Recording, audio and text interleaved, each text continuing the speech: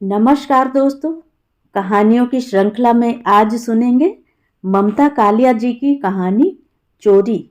लेकिन उससे पहले मेरा आपसे विनम्र अनुरोध है कि अगर मेरे द्वारा सुनाई हुई कहानियाँ आपको अच्छी लगती हैं और आपने अभी तक मेरे चैनल को सब्सक्राइब नहीं किया है तो सब्सक्राइब ज़रूर करें, लाइक करें और अपने दोस्तों और परिचितों में शेयर भी करें। बेल आइकन दबाना बिल्कुल भी ना भूलें। आज सुनिए चोरी। रोज ही किसी न किसी घर की बाड़ ऊंची करवाई जाती, फिर बाड़ के ऊपर लोहे के त्रिशूल के आकार के कांटों की ग्रिल लगवाई जाती। देखते देखते घर की सारी हरियाली छिप जाती। उसकी जगह जेल जैसे सीखचे और छुरे जैसे सिरे दिखते। जिन घरों में चहारदीवारी ऊंची करने की गुंजाइश नहीं थी, उनमें सुरक्षा का दूसरा उपाय था। इलाके के 150 घरों के दोनों तरफ गली के बीचों बीच लोहे के जंगी फाटक लगा दिए गए थे। ये फाटक ठीक 10 बजे बंद कर दिए जाते, सुबह 6 बजे खोल दिए जाते। मोहल्ले का ख्याल था कि शरीफ लोग वापस आने में इससे ज्यादा देर नहीं करते। वे इससे जल्दी उठना भी उचित नहीं समझते। वैसे चौकीदार को उनकी जगह शरारती लोगों का ज्यादा इंतजार रहता, क्योंकि वे 10 के बाद फाटक खुलवाने के 2 या 5 रुपए उसके हाथ पर रख देते। इतने उपाय के बावजूद चोरी, डकैती और छिनैती का बोलबाला था।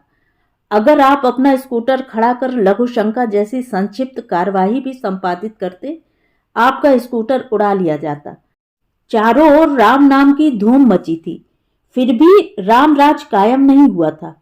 लोग अपने घर के सभी दरवाजों पर पक्के ताले ठोक कर सोते, पर सुबह उठकर पाते कि चोरों ने तालों को कोई तवज्जो न देकर सीधे चिटखनी ही काट डाली है। बचपन में पढ़ी कहानियां दिमाग में ताजा हो आती, जिनमें ऐसे चतुर चोरों का वर्णन होता कि आपकी आंख का काजल चुरा ले जाएं और आपको खबर न हो। चोर और पुलिस में 36 का रिश्ता इस कदर था कि पुलिस चोर को पकड़ने में कम ही कामयाब होती। चोर हमेशा ज्यादा चुस्त, चालाक और चौकन्ना साबित होता। कई बार माल की औनी पौनी बरामदगी हो जाती, पर चोर के नाम का तब भी खुलासा न होता। फिर भी शहर में पुलिस थी, इसलिए सुरक्षा के लिए लोगों की गुहार थी। सुबह से शहर की हर सड़क पर गश्त लगाते, डंडा बजाते, ठेले वालों से हफ्ता वसूलते पुलिस के सिपाही खाकी वर्दी में नजर आते। जगह जगह थाने और चौकी बनी थी। लुटा हुआ आदमी सबसे पहले रपट लिखाने लपकता। यही डॉक्टर उमंग सक्सेना ने करना चाहा। शहर के बाहरी रईस इलाके ड्रमंड रोड पर उसके पिता का बंगला था।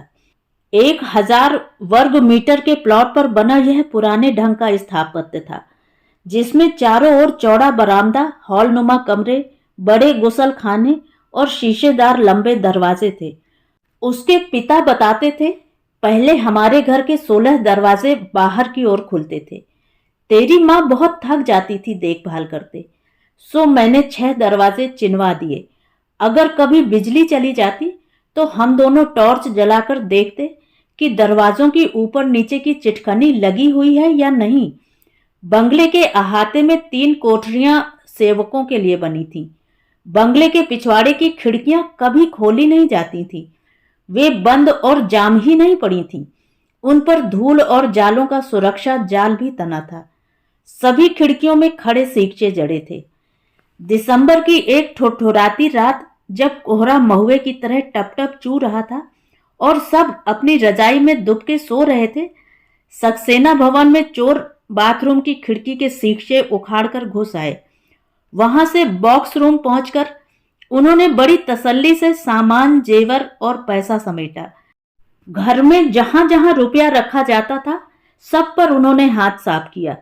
अजीब बात यह कि उन्होंने भोजन कक्ष में मेज पर रखे न सिर्फ लड्डू खा लिए, वहां रखा हीटर भी जला दिया और जलता छोड़ गए। सुबह सक्सेना परिवार घर में हुई चोरी और सीना जोरी देख आवाक रह गया। उमंग ने पहली झुंझलाहट पिता पर निकाली।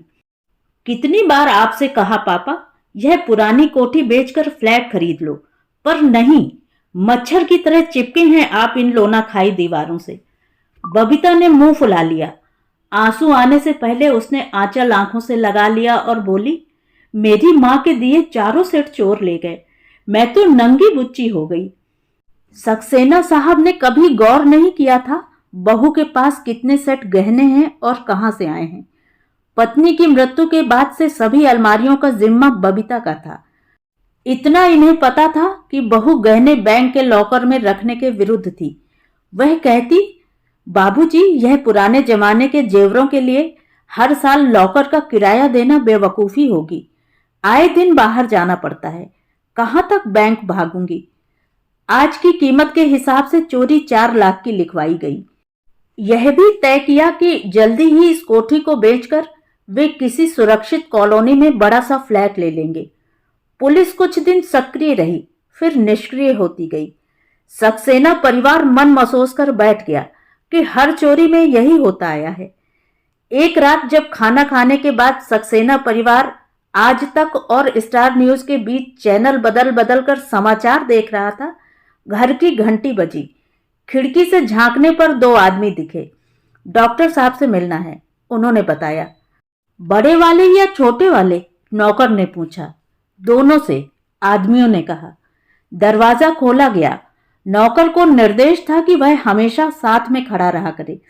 वह आदेश का पालन कर रहा था, हालांकि उसकी नजर टीवी पर जमी थी। अजनबियों पर शक की नजर डाल बबीता भी अंदर के कमरे में चली गई। एक अजनबी ने कहा, डॉक्टर साहब, आपके घर चोरी हुई थी, उसका कुछ पता चला? उमंग ने सशंकित नजर प्रश्नकर्ता पर डाली। वह धुली मगर बगैर स्त्री की कमीज और पायजामा पहने हुए मझोले कद का शिक्षित आदमी नजर आता था।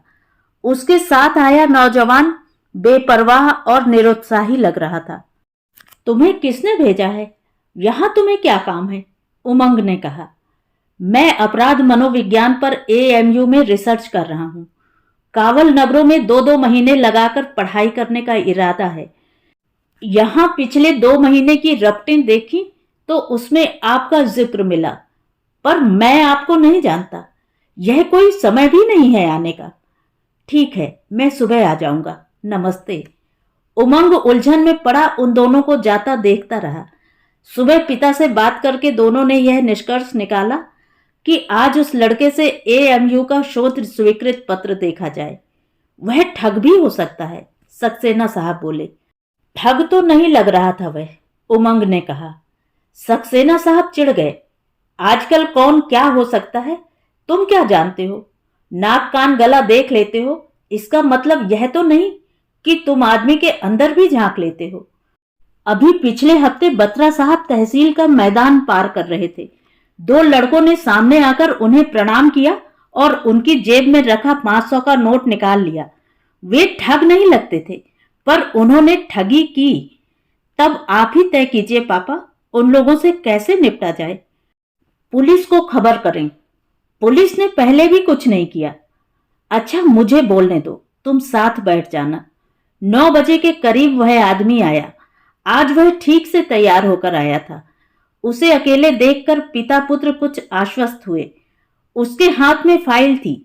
आते ही उसने फाइल खोलकर AMU का पंजीकरण पत्र और गाइड का निर्देश पत्र दिखाया। विद्यार्थी का नाम राशिद हुसैन था। सक्सेना साहब ने कहा, अपने विषय के लिए तुम्हें अपराधियों के पास जाना चाहिए। यहां क्या करने आए हो? मैं उनके पास भी जाता हूं। आपको यकीन नहीं होगा, पर हर बड़े शहर के आसपास ऐसे कई ठिकाने हैं जहां केवल चोर उचक्के रहते हैं। यहां भी? बेशक, शंकरगढ़, नैनी और पूरा मुफ्ती में ऐसी बस्तियां हैं जहां सब अपराधी रहते हैं। कोई किसी को बुरा नहीं समझता। उनके बच्चों से बाप का अता पता पूछो तो बच्चे कहते हैं, बापू काम पर गए हैं, सुबह आएंगे। आए दिन इन घरों में पुलिस का छापा पड़ता है। आदमी जेल में ठूंसे जाते हैं। सजा काट कर ये फिर उसी काम में लग जाते हैं। पूछो तो कहते हैं, हाँ, पिछले दिनों जरा नैनी चले गए थे, अब काम पर लौट आए हैं। बबीता, जो अब तक दूसरे कमरे से ये बातें सुन रही थी, हैरान थी कि यह मामूली सा छात्र चोरों के बारे में इतना कुछ जानता है। राशिद हुसैन ने कहा, आपके पास एक खास मकसद से आया था। क्या आपके पर्स से आपका कार्ड वगैरह भी चोरी हुआ था? उमंग ने कहा, हाँ, मेरे 2 क्रेडिट कार्ड गायब हैं। क्यों? राशिद हुसैन ने जेब से कई कार्ड निकालकर मेज पर रखे। शनिवार को शंकरगढ़ में एक आदमी ने ये निकाल कर दिए मुझे। कह रहा था चोरी के धंधे में कुछ नहीं रखा है, लोगों के खीसे में पैसा होता ही नहीं है, सब प्लास्टिक मनी रखते हैं। उनमें एक कार्ड उमंग सक्सेना का था। एक कार्ड के नाम और फोटो की जगह कैंची से काटा हुआ था। वैसे उमंग अपने बैंक को सूचित कर अपना कोड नंबर रुकवा चुका था। सक्सेना साहब बोले, आप पुलिस को यह सब बताइए, इससे चोरों को पकड़ने में मदद मिलेगी। राशिद ने कहा, पुलिस की दिलचस्पी चोर पकड़ने से ज्यादा हिस्सा वसूलने में होती है। आधी से ज्यादा चोरियों में पुलिस की मिली भगत होती है। इन सब बातों से हमें क्या मतलब? हम तो इतना जानते हैं कि हमारे यहाँ की चोरी का अभी तक खुलासा नहीं हुआ। आप यह क्रेडिट कार्ड लाए हैं, इसका सीधा मतलब है आप हमारे चोर तक पहुंच गए और पुलिस नहीं पहुंची। बताइए। पुलिस भी पहुंची, इसीलिए मैं यहां आया हूं। पुलिस ने शंकरगढ़ में दबिश देकर इन लोगों को पकड़ा। थाने में उन्हें इतना मारा कि उन्होंने जुर्म कबूल कर लिया। और हमारे माल का क्या हुआ? बबीता ने तेज आवाज में कहा। यही मैं अर्ज कर रहा था। उन दोनों की बीवियां रो रही थीं कि चोरी में 50,000 का भी माल नहीं निकला और आपने 4 लाख की रपट लिखा दी। झूठ, बिल्कुल झूठ। बबीता भड़क गई। 4 तो मेरे ही सेट थे। देखिए, जितनी अब तक मैंने खोजबीन की है मैं बता रहा हूं, डिटेल नहीं बता सकूंगा। हाँ, शाम को मैं उस आदमी के भाई को साथ लाया था, उसी ने आपका पता ठिकाना बताया। आप चोर के साथ आए थे? बबीता चीखी। नहीं मैडम, उसके भाई के साथ। वह आदमी तो पुलिस की गिरफ्त में है। हमसे क्या चाहते हैं आप? उमंग ने तंग आकर पूछा। राशिद ने कहा, उसकी फैमिली का कहना है कि आप केस वापस ले लें तो। हमें बिल्कुल बेवकूफ समझते हैं आप? सक्सेना साहब उठ खड़े हुए। राशिद हुसैन फाइल समेटकर चलने को हुआ, फिर जरा ठिठका। मैं तो महज उन लोगों की गुजारिश आप तक लाया था। उसके भाई का कहना है कि गहने सिर्फ 18,000 में बिके, नकद मुश्किल से 22 निकला था। आप अपना 40,000 ले लें और बराए मेहरबानी केस वापस ले लें। पर वह तो पुलिस के चंगुल में आ चुका, यह नहीं तो कोई और जुर्म उस पर चिपका देगी वह, सक्सेना ने कहा। वैसे उनका दिमाग तेजी से हिसाब में लगा था। जब उन्होंने पुलिस को बताया था कि करीब 40,000 का नुकसान हुआ है, पुलिस ने ही उन्हें सुझाया था कि वे केस को वजनदार बनाने के लिए नुकसान ज्यादा का दिखाएं। देखिए, हर चोरी में पुलिस का आध का हिस्सा होता है। अब पुलिस बदरू को मार रही है और 2 लाख भी मांग रही है। परिवार हक्का बक्का राशिद हुसैन की तरफ देख रहा था। जाते जाते राशिद ने कहा, मैं शाम को आऊंगा, तब तक आप सोच लें। वैसे मुझे इस सब से कोई मतलब नहीं है, मेरी रिसर्च तो अपनी जगह है। तो ये थी कहानी।